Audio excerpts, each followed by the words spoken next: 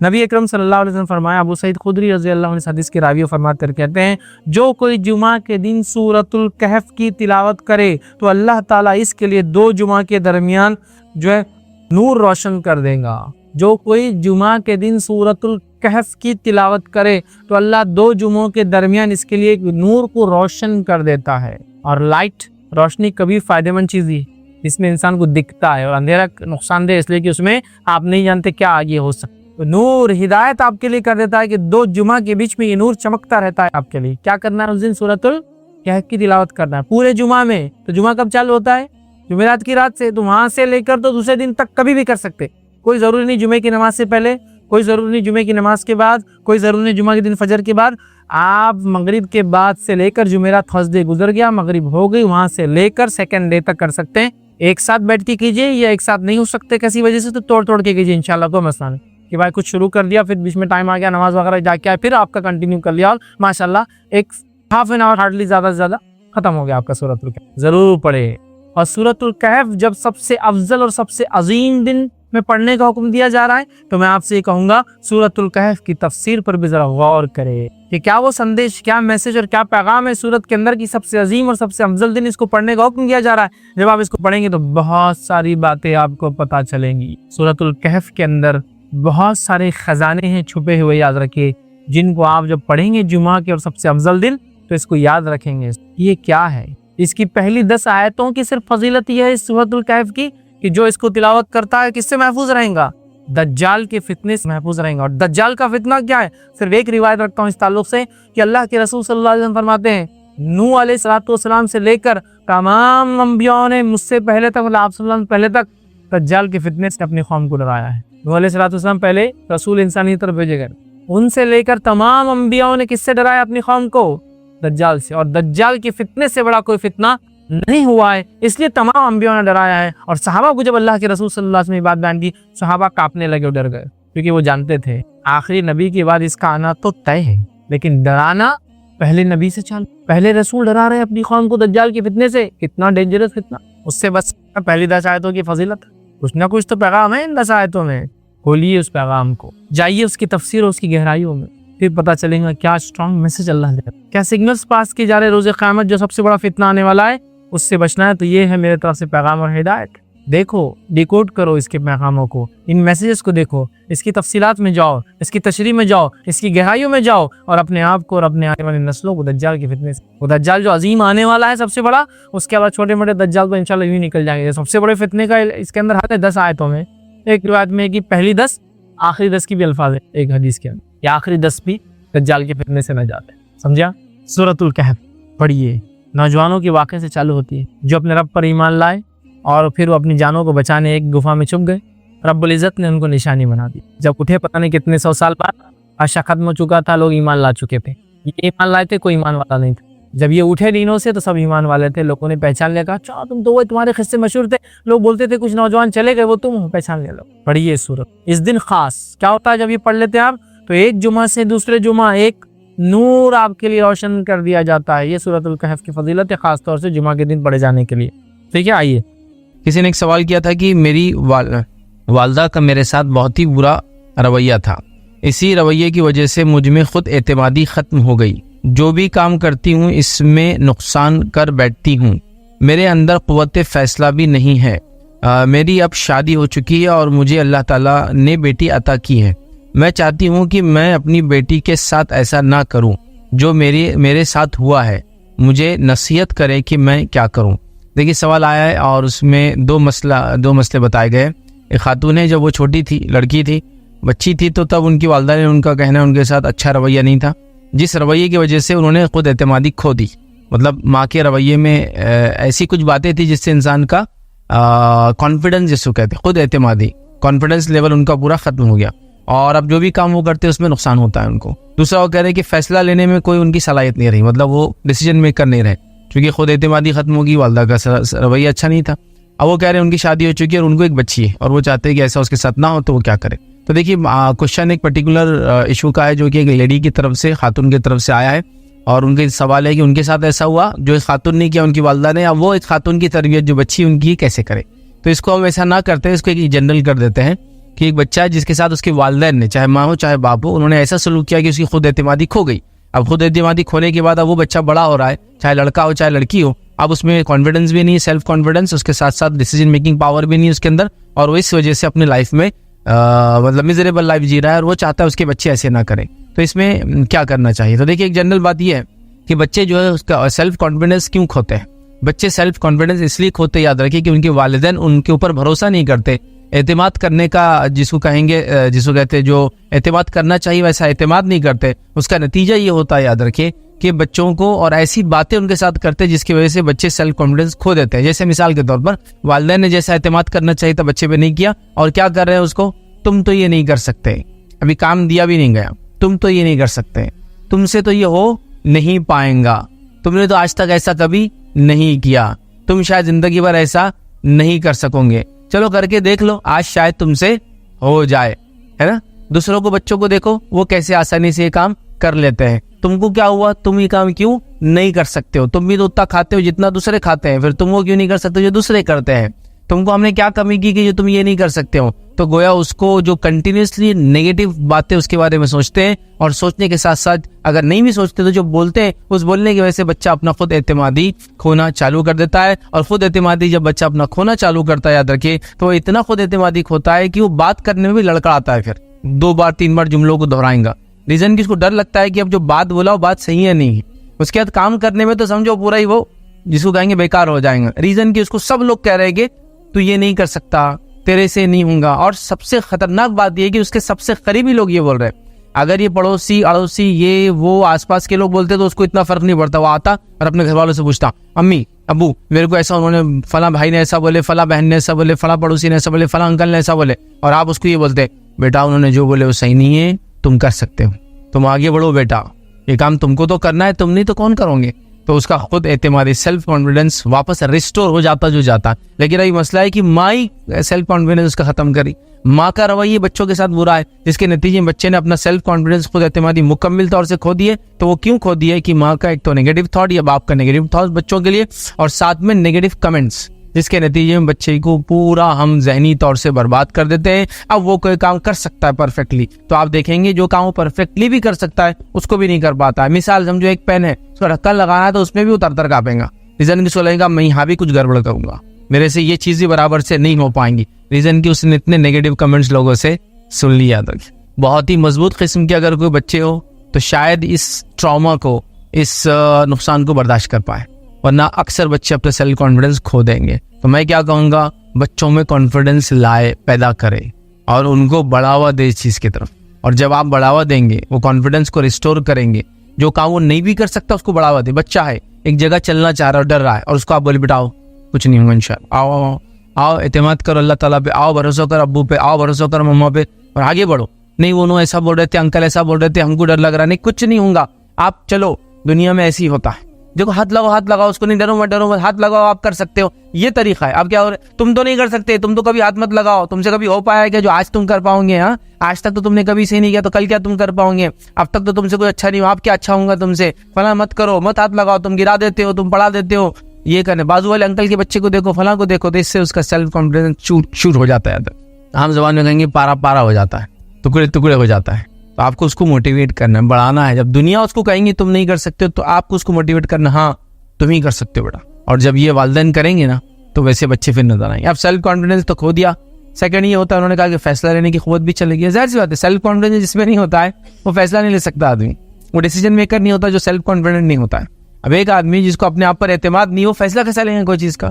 تو یہ دونوں کا ریلیشن ایک دوسرے سے ہے. سیلف کانفیڈنس بوسٹ ہوگا تو فیصلہ لینے کی طاقت بھی آٹومیٹیکلی بوسٹ ہوتی چلی جاتی ہے. یاد رکھیے, اور والدین کا کام ہے بچوں کو فیصلہ لینے دے, بچوں کو فیصلہ لینے سکھائے, بچوں کے صحیح غلط فیصلے کے اوپر کمنٹس دے کے ان کی اصلاح کرے, ان کو بتائے کہ ایسے سچویشن میں کیسے فیصلے لینا, ویسے سچویشن میں کیسے فیصلے لینا. ہمارا معاملہ ہے کہ ہم کو سمجھاتے نہیں ہیں. پلس ایک ماں کا یہ کہنا, سیلف کانفیڈنس ایک لڑکی کا توڑ دینا بہت ہی ڈینجر ہے. یاد رکھیے, آلریڈی لڑکیوں کے تعلق سے سماج میں ہم دیکھتے برائیاں زیادہ پائی جاتی ہے, ان کے خلاف کرائمز زیادہ کیے جاتے ہیں, ان کو بہت زیادہ ٹارگٹ کیا جاتا ہے, اور اس پر ایک لڑکی کا اعتماد بھی نہیں, اور اس میں فیصلہ لینے کی طاقت بھی نہیں. اب تو آپ نے ایک سمجھے نا, ایک جنس کو برباد کرنے کا پورا سرمایہ سامان جمع کر دیا.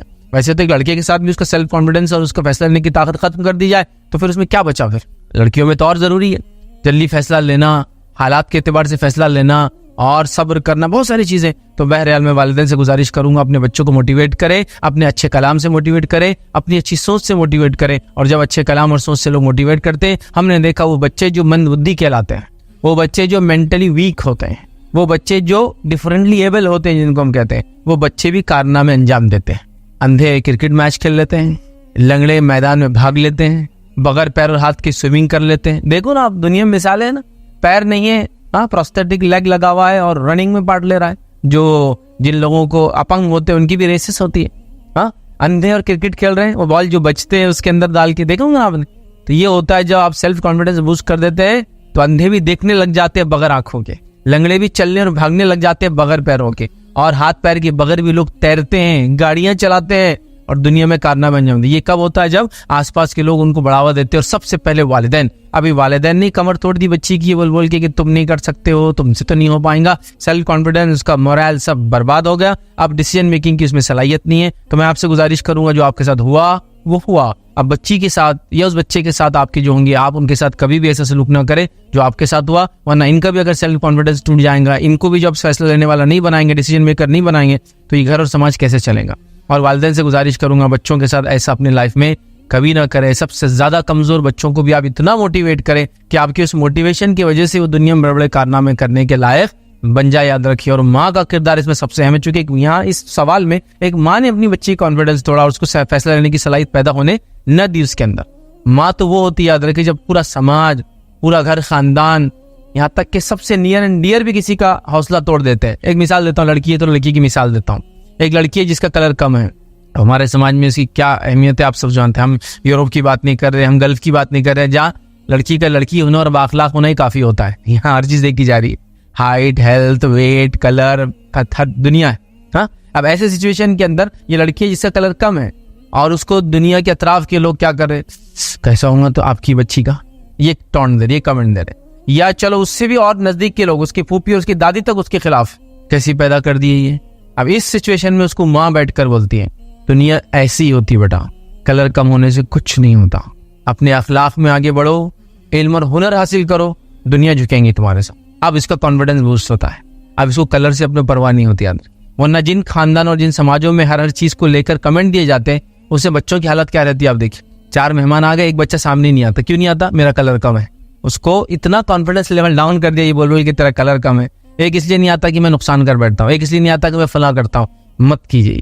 تو یہ ماں ہوتی ہے، وہ بیٹھ کر بولتی ہے ایسا کچھ بھی نہیں ہے. ایک بچہ جو لنگڑا ہے، لوگ اس کو لنگڑا بول رہے ہیں، پورے اس کو لوگ بول رہے ہیں اسپورٹس آ رہا، تو کیا کریں گا لنگڑے اسپورٹس کے اندر، اب تو لنگڑا ہے، تو بھاگ بھی نہیں سکتا، تیرے پیچھے کتا لگا بھی تو مسئلہ ہے نا. اس کو ٹاؤنٹ مار رہے، وہ پریشان ہے. لیکن جب اس کی ماں کے پاس جاتا ہے، اس کے والد کے پاس جا کے بیٹھتا ہے، اور وہ بولتے ہیں کہ لنگڑا ہونا کو بری چیز نہیں بیٹا، اللہ تعالیٰ نے کسی کو پیر دیے اور کسی کو نہیں دیے. اتنا سمپل فلسفہ، فلسفی. کسی کو ہاتھ دیے، کسی کو ہاتھ نہیں دیے. جس کو دیے اس سے اس کی پوچھ ہے، جس کو نہیں دیے اس کو اس کا ریوارڈ بھی تو ہے. مطلب ہر کسی کا کوشچن پیپر الگ، تو اس کے آنسرز الگ، تو اس کا اسسمنٹ الگ، تو اس کا ریزلٹ الگ. تو بیٹا آپ کو یہ کوئی مسئلہ نہیں، انشاءاللہ آپ کے پیچھے کتا لگیں گے ہی نہیں. اور لگا تو میں آپ کو احتیاطی تدابیر بتاتا ہوں، سیلف پروٹیکشن کیسا کیا جاتا ہے جانوروں کے خلاف، یہ بات کرنے کی ہے. اب ماں بھی بول رہی نہیں بیٹا صحیح بات ہے، تم لنگڑے، اب ہمارے تقدیر میں تم لنگڑے لکھے ہوئے تھے، تو کالی لکھی ہوئی تھی بیٹے ہماری تقدیر میں. تو اب اس کا کانفیڈنس برباد ہو جاتا ہے. اب ہو جاتا ہے پوری دنیا بھی خلاف ہونا اور پیرنٹس حق میں ہوں تو ہو جاتا معاملہ. لیکن یہاں آپ نے ختم کر لیا اس کو. تو بہرحال گزارش کروں گا پیرنٹس سے، گرل چائلڈ ہو یا بوائے چائلڈ ہو، میل ہو یا فیمیل ہو، ان کے کانفیڈنس کو بڑھائے، ان میں خود اعتمادی پیدا کرے، ان کو سیلف کانفیڈنس کے ساتھ ساتھ فیصلہ لینے کی طاقت ان میں پیدا کرے. اور وہ تبھی ہوتی ہے جب آپ ان پہ بھروسہ کرتے ہیں، ان میں خود اپنے لیے کانفیڈنس جاگتا ہے، پھر وہ فیصلہ لیتے ہیں. پھر وہ اپنی زندگی کے چھوٹے سے لے کر بڑا فیصلہ، اپنے اطراف اور اکناف کے لوگوں کے فیصلے، اور اس کے بعد ہو سکتا ہے اللہ ان کو موقع دے تو وہ ملک، قوم، ملت اور سماج کی ترقی کے لیے فیصلے لینا بنا.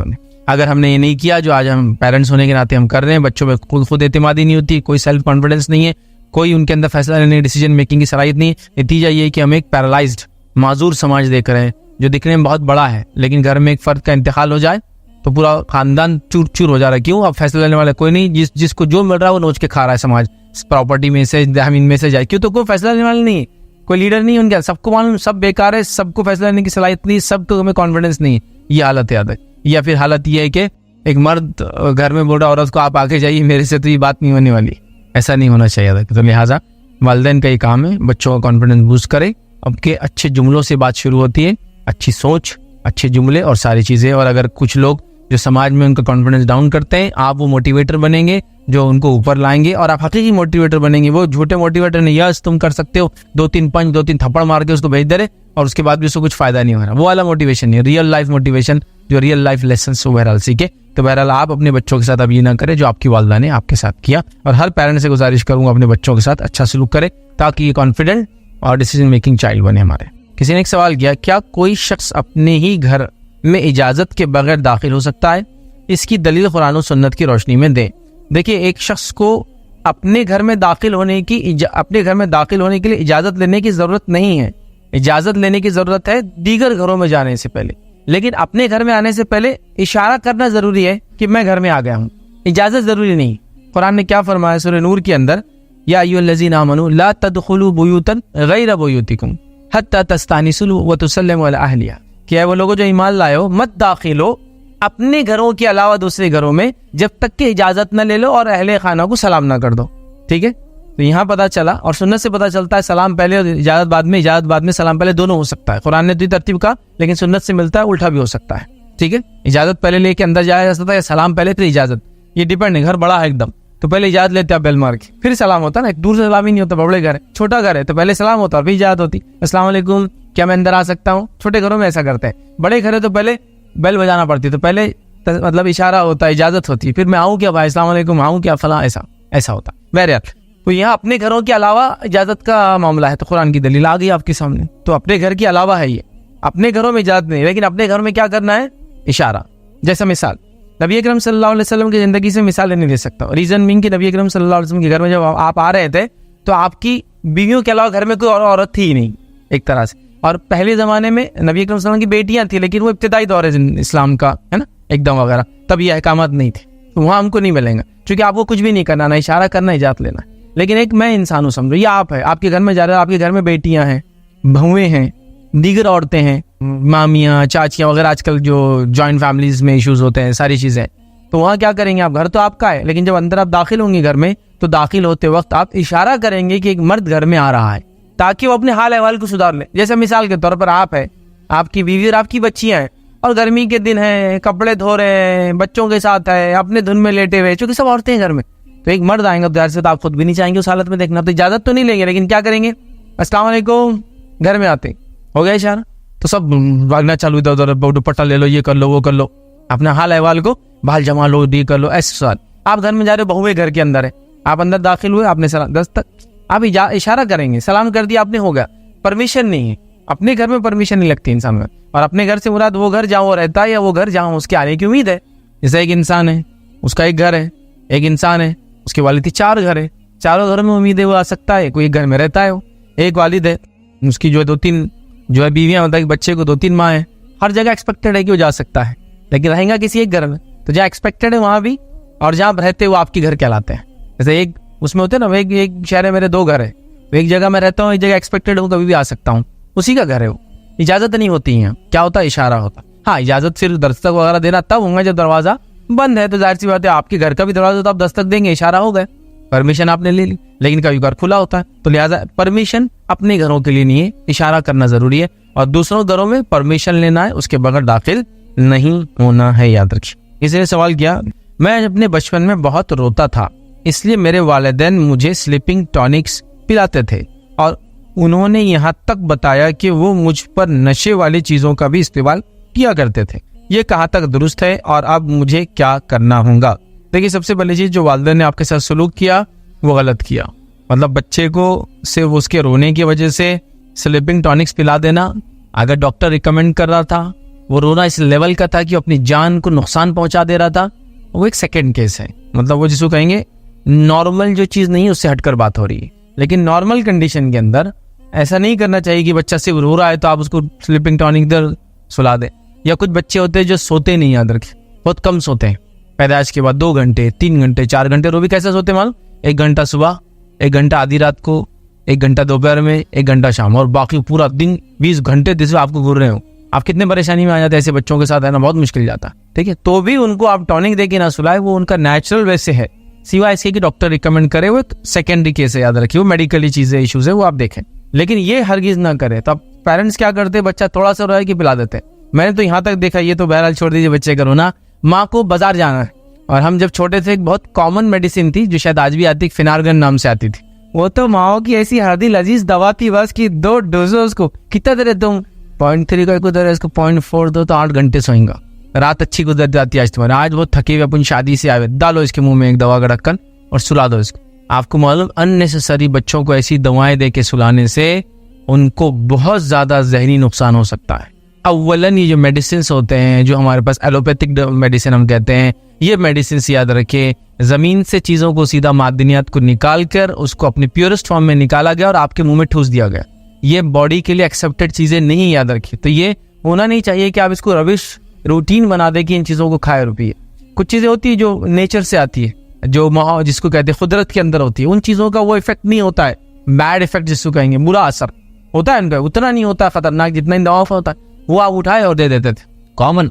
बल्कि ऐसा था माओ के अंदर बातचीत चलती थी औरतों के अंदर, तुम क्या दे रहे सुलाने को, तुम क्या दे रहे, अरे मैं इसको साथ इनके अब्बा को पिला रही, दोनों सो रहे, ये मामला चल रहा था। तो आप बच्चे को क्या कर रहे, वो पहले तो रोता था बोल के टॉनिक पिला रहे। अगर ये रोना उस लेवल का नहीं था जिससे डॉक्टर रिकमेंड करे पिलाना, तो आपने एक ना पर्सनल गलत किया पेरेंट्स ने। सेकंड ये है कि उसके अलावा नशा भी दिया उसको, सोया नहीं तो वो क्या नशेदार चीजें भी देती। अब नशेदार चीजों में क्या होता था, पहले जमाने में क्या होता था बताता आपको, जब बच्चे सोते नहीं थे तो वो क्या करते थे, खसखस के बोंडे लाते थे। मान लो खसखस का जो बोंडा होता है नीचे का, याद रखिए खसखस, वो बोंडे के ऊपर खसखस लगती है बीच में और उसके बीच में अफीम निकलता है, अफीम उसी में से निकलता है। याद रखिए खसखस अफीम का बाय प्रोडक्ट है, इसलिए खसखस उगाने की परमिशन हर जगह नहीं होती, कितनी महंगी हो गई ना, क्योंकि बहुत कम जगह उसका लाइसेंस होता उगाने का। तो उसके बोंडे उबालते थे और इसीलिए हमारे मियाँ भाई भी नानखलिया खाने के बाद क्या होता, फिर बस अब सोने का दिल हो रहा है, कैसी टाइट होती है ना। खसखस एक्चुअली बाय प्रोडक्ट, उससे नींद आती है, वो अफीम का बाय प्रोडक्ट, ठीक है। तो लिहाजा वो उसके बोंडे उबालते थे और बच्चों को पिला देते थे। लेकिन वो एक्सट्रीम केसेस में जब वो तकलीफ होती थी, कुछ उनको इलाज किया जाता था, खतना वगैरह होती थी, तब ऐसे तकलीफ है, गिर गया, तब कोई अल्टरनेट नहीं था उस जमाने में, ये सब तो करते थे।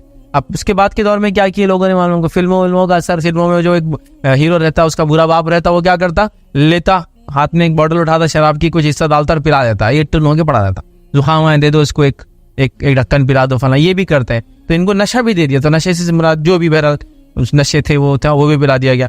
नशा अगर आपकी वालिदैन आपको पिलाते तो हराम काम किया, जब तक वो दवाएं दी थी प्रिस्क्राइब थे तो ठीक था, नशा दिया तो हराम काम किया, गुनहगार भी हुए वालिदैन, आप नहीं हुए, वालिदैन गुनहगार हुए। अब सवाल और चीजों का इस्तेमाल करते थे, ये कहाँ तक दुरुस्त है, दुरुस्त तो बिल्कुल नहीं था, दोनों भी दुरुस्त नहीं था, एक तो हराम था और एक दुरुस्त नहीं था, सिवाय डॉक्टर के रिकमेंडेशन से दवा दुरुस्त थी, नशा तो किसी हाल में दुरुस्त नहीं था। अब मुझे क्या करना होगा, आपको कुछ नहीं करना होगा। अगर आपको उसकी आदत हो गई थी तो आपको आदत छोड़ना होगा, आज भी पिलाते हैं तो आज नहीं पीना होगा, जैसे आप बड़े हो गए इसलिए सवाल कर रहे हैं, और आपका कोई गुनाह नहीं इसके अंदर, आप जिम्मेदार भी इन चीज़ों के। लेकिन इससे अगर आपको कोई जिस्मानी या ज़हनी नुकसान हुआ था तो वालिदैन इसके लिए यकीनन जिम्मेदार है, लेकिन आप उनको कोसे काटे ना, इसके लिए जो हो गया सो हो गया, अब क्या करेंगे। लेकिन ये कॉमन होता है, बच्चों का ख्याल रखना। देखिए बच्चों का ख्याल रखना इतना इंपॉर्टेंट है, याद रखिए कि अल्लाह ताला ने जो जानवर भी बनाए ना, वो जानवर भी अपने बच्चों का इतना ख्याल रखते हैं और अजीब व गरीब ढंग से ख्याल रखते हैं। आप एनिमल किंगडम को देख ले, आपको समझ में आ जाएगा, ये बात बिल्कुल वाज़ेह है, बिल्कुल वाज़ेह है। मतलब एक हिरन ने एक बच्चा दी और वो तब तक उसके पास से नहीं हटती, हत्ता कि शेर भी आ जाए तो नहीं हटेगी जब तक वो कोशिश ना करे कि भागे मेरे साथ। ये उसकी मोहब्बत की अलामत। आप देखिए कुछ मछलियां होती है, अंडे देती है मछली, तो वो जो मेल रहता है उसका, वो अंडों को अपने मुंह में पालता है और बच्चे निकाल के वो करता है। कुछ जानवर बच्चों को पालते हैं और खुद मर जाते हैं, देखा होगा ना, बच्चों को पालते हैं खुद मर जाते हैं। बिच्छू की मिसाल ले लीजिए, उसके बच्चे उसकी पीठ से निकल जाते हैं, जब बड़े होते हैं पेट में उनको निकल जाते हैं, पीठ फाड़ के निकल जाते हैं, माँ मर जाती है। तो इतना ख्याल रखते हैं अपने बच्चों का। कुछ देखिए वो कि मेंढक वगैरह, बतख को देखिए, अब कैसे बच्चों को लेके अपने पड़ों के अंदर, मुर्गी को देखिए, तो हर स्पीशीज के अंदर ये मादा है।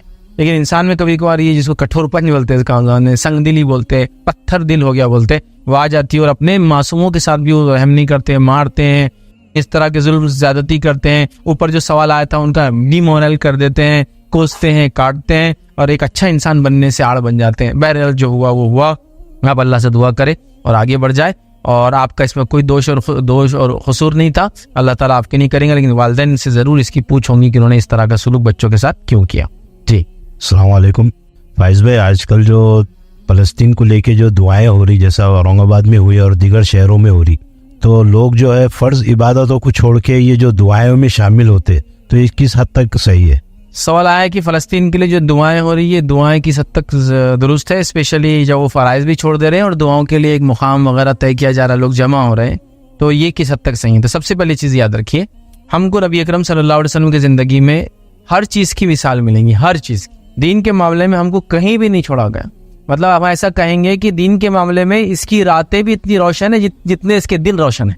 دینی معاملات میں, دینی اعمال کے اندر ہم کو کہیں چھوڑا نہیں گیا کہ ارے یار یہاں جو چاہے کر لو, وہاں جو چاہے کر لو. اب کوشچن ہے کیا ہم ایسا کر سکتے ہیں؟ ایک صاحب سوال مجھ سے کسی نے کل کیا تھا کہ چونکہ حالات اس طرح کے چل رہے ہیں کہ نماز استسقاء کے لیے نبی اکرم صلی اللہ علیہ وسلم باہر گئے تھے, تو فلسطین کے لیے دعا کرنے ہم کیوں نہیں جا سکتے ہیں؟ مطلب ایک اس مسئلے کو لے کر اس مسئلے کو ثابت کرنے کی کوشش کی گئی. تو دیکھیے نبی اکرم صلی اللہ علیہ وسلم نے کہا کیا کرنا ہے بتا دیا. نماز استسقاء کے لیے آپ باہر نکلے, ثابت ہے. نماز استسقاء کے لیے آپ باہر نکلے, ثابت ہے. مطلب بارش کی دعا کرنے کے لیے آپ باہر نکلے, نماز پڑھی اور دعا کی, ثابت ہے. تو ہم بھی کر سکتے ہیں. لیکن کیا اس سے ہم قیاس کر سکتے ہیں کہ امت کو مصیبت ہے تو یہ کام کرے؟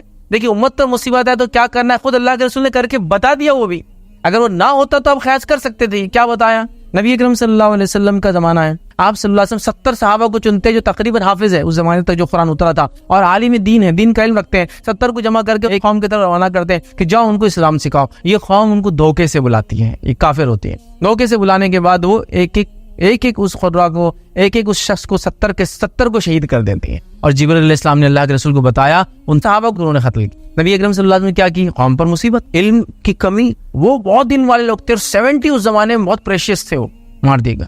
نبی اکرم صلی اللہ علیہ وسلم نے, اب قوم پہ ایک بہت بڑی آفت آ گئی, ایک طرح سے 70 لوگ مارے گئے, وہ بھی اہل علم. تو آپ صلی اللہ علیہ وسلم نے کیا کیا؟ فجر کی نماز میں قنوت پڑھ کر بددعا دی اس قوم کو. قوم پہ روایت میں 1 مہینے تک مسلسل کنٹینیوسلی بددعا دیتے رہے. تو مثال موجود ہے. قوم پہ جب ظلم ہوگا, ستم ہوگا, آفت اور مصیبتیں آئیں گی تو ہمارے پاس طریقہ موجود ہے, وہ ہے قنوت. اور وہ بھی کب کرنا ہے؟ فجر میں.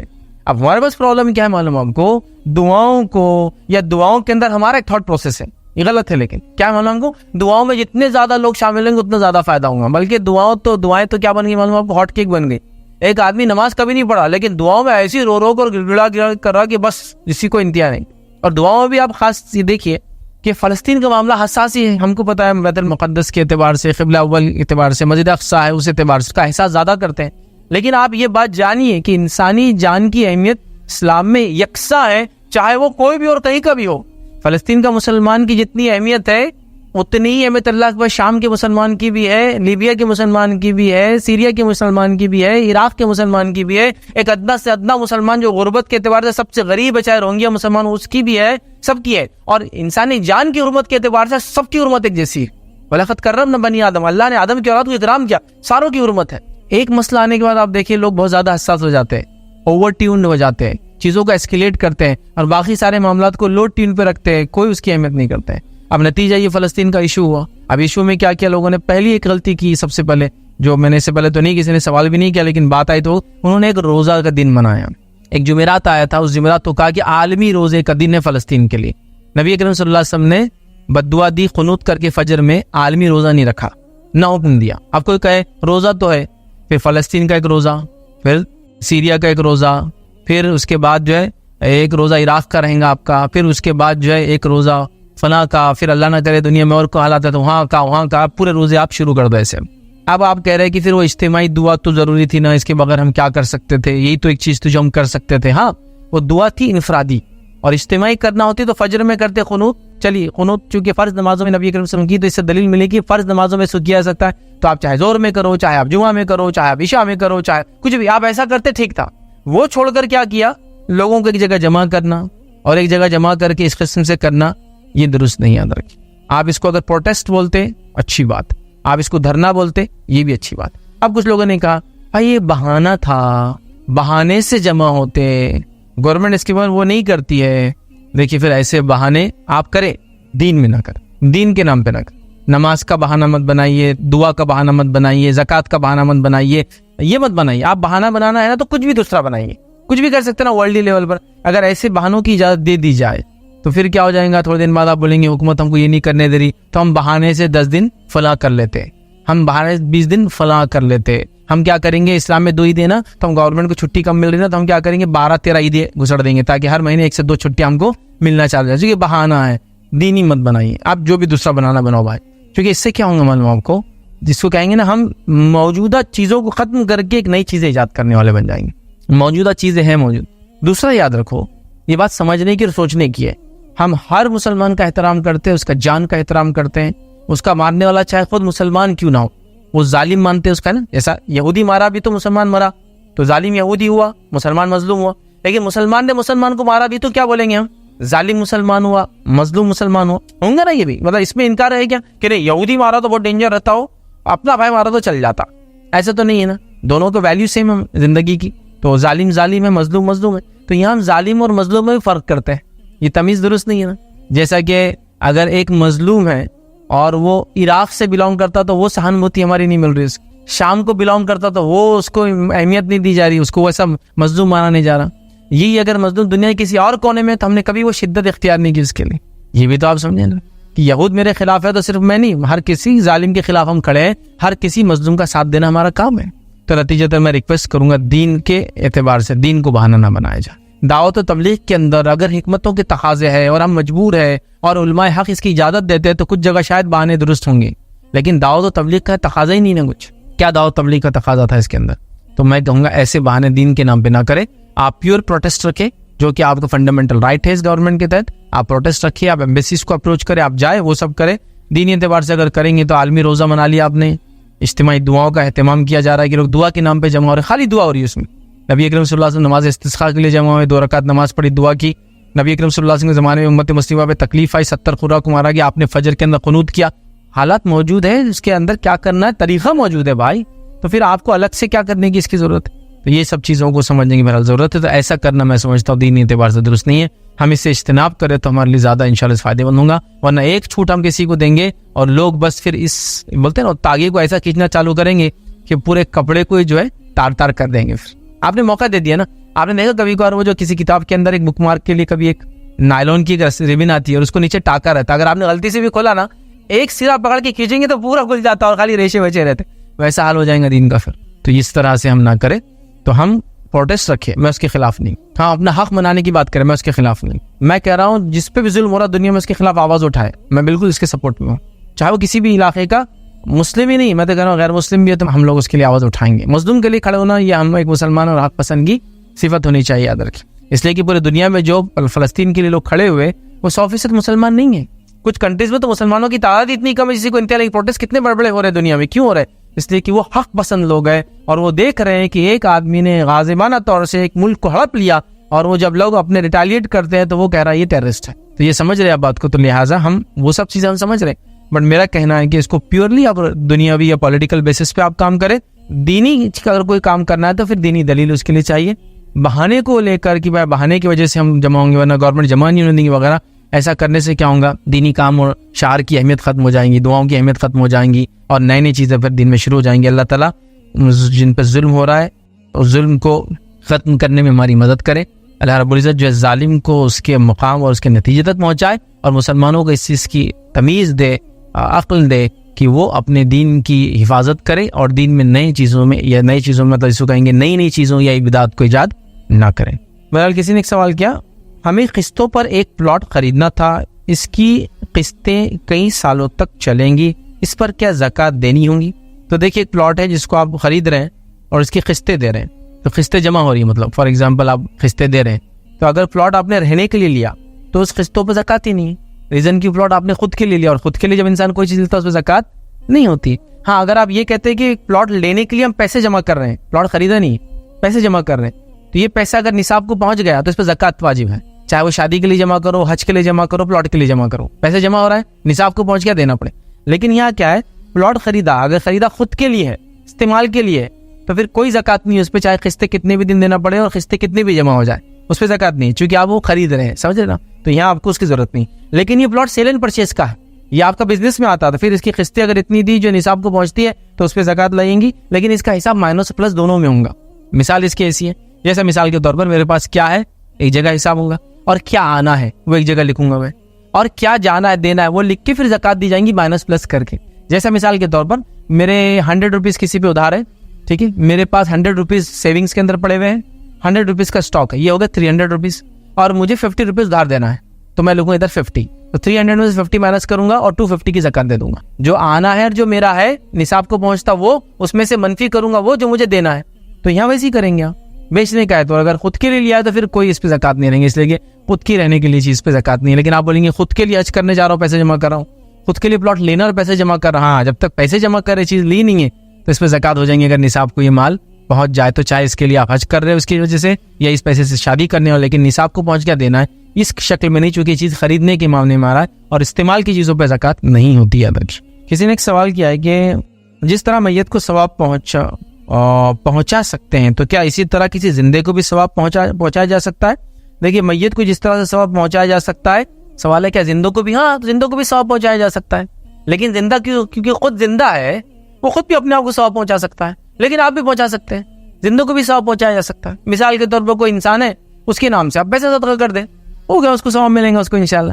مرنے کے بعد ہم کیوں فکر کرتے ہیں؟ چونکہ اس کے خود کے کرنے کی شمتا اب ختم ہو گئی, اس کا اکاؤنٹ کلوز ہو گیا, اب ہم لوگ کر سکتے ہیں. لیکن یہاں زندہ ہے تو لیکن زندوں کو کئی چیز کا اجر ثواب ملتا ہے. جیسے مثال کے طور پر حدیث میں الفاظ ہے کہ جو کسی کو نافع علم سکھائے جب تک علم کا فائدہ اٹھائیں گا اس کو اجر ملیں گا, تو زندگی میں ملیں گا اور مرنے کے بعد بھی ملنے والا ہے.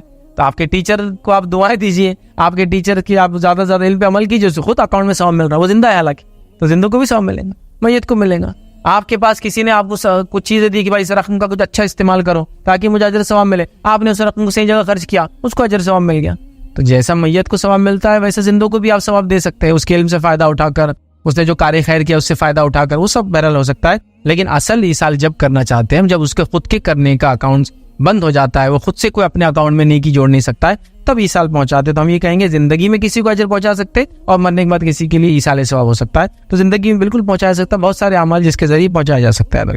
السلام علیکم جی, ایک سوال تھا کہ جب فیشیل سرجری ہوتی ہے اس میں داڑھی کو نکال دینا پڑتا ہے, پوری طریقے سے شیو کرنا پڑتا ہے, تو اس انسٹنس میں ہم لوگ کو کیا کفارہ دینا پڑے گا اگر نکال دی گئی داڑھی؟ تو سوال ہے کہ فیشیل سرجری کی وجہ سے اگر کسی کی داڑھی نکال دی جائے تو اس کا کوئی کفارہ ہے کیا ہم کو کفارہ دینا ہو؟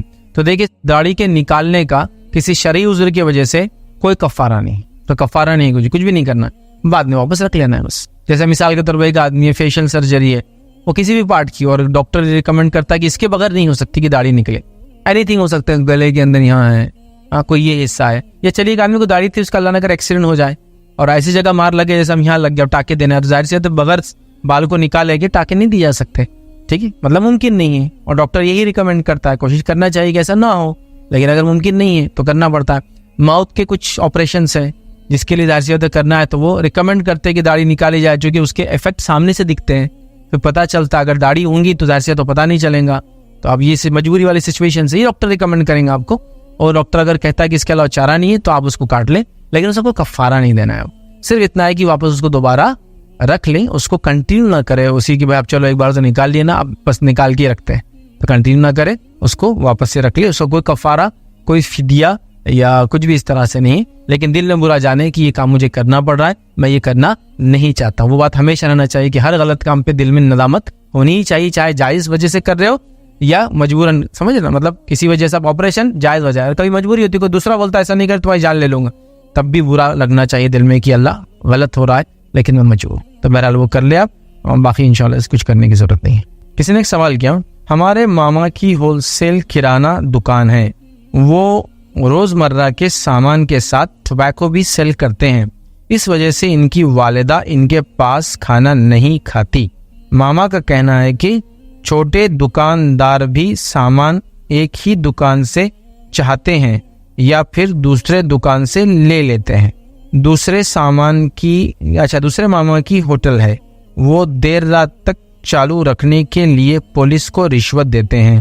والدہ ان کے پاس کھانا کھاتی ہے, اس بارے میں رہنمائی کریں.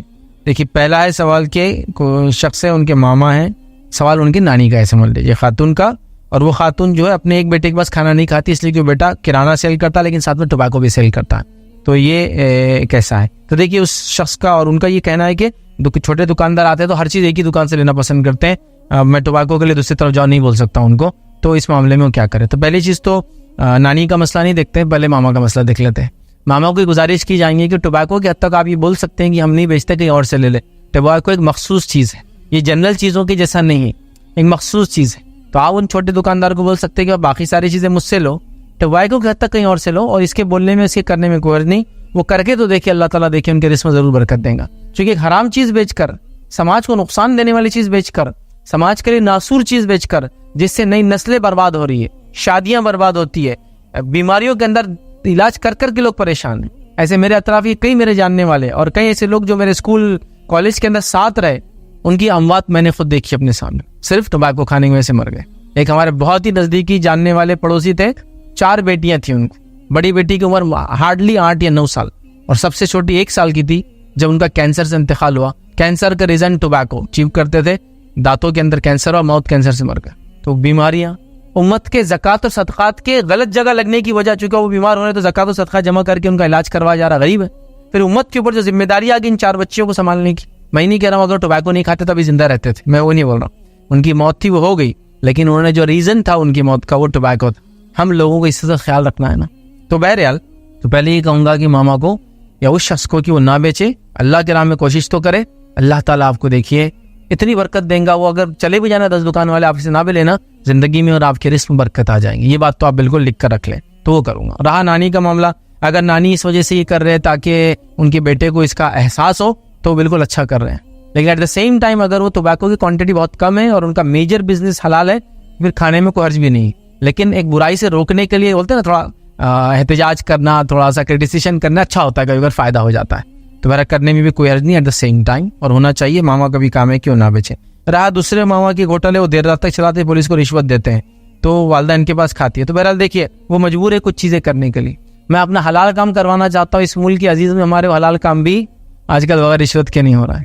ایک آفیسر جس نے 30 سے 36 سال اپنے گورنمنٹ جاب پہ لگا دیے, ڈپارٹمنٹ سے ریٹائر ہونے کے بعد بھی وہ بیچارے 36 سال جاب کرنے والے کو بھی رشوت دینا پڑتا ہے, اسی کے ساتھیوں کو, تب اس کا وظیفہ, اس کا پینشن نکلتا ہے. معلوم, سبحان اللہ, اتنا رشوت خوری ہمارے ملک میں عام ہو چکی ہے. یاد رکھیے یہ رشوت خوری کے انڈیکس میں شاید سب سے, جس کو کہتے ہیں نا, اوپر آتا ہے سمجھو رشوت لینے والے ملکوں میں ہمارا ملک.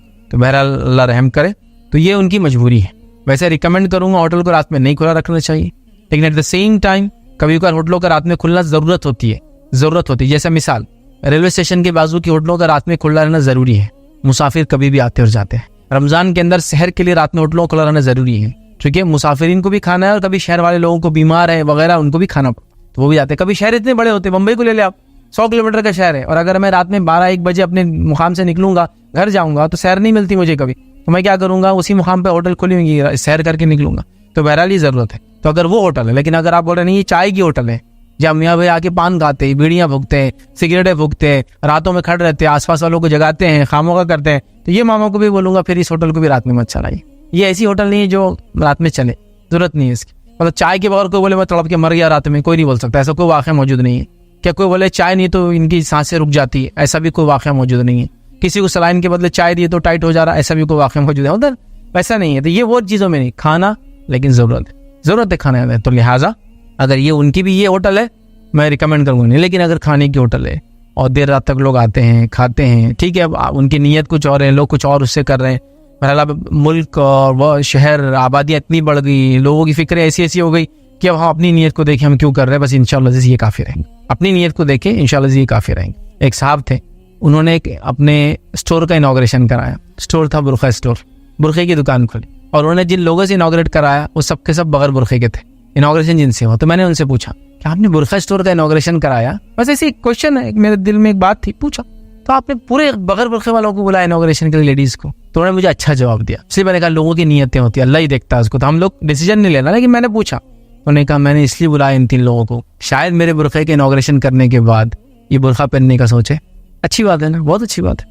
مطلب انہوں نے کہا کہ میں نے اس لیے ان کو بلایا کہ شاید میرے انوگریشن کرنے کے بعد اسٹور کا یہ برقع پہننے کا سوچے, اور میں نے ان کو تحفتاً برقعے بھی دی.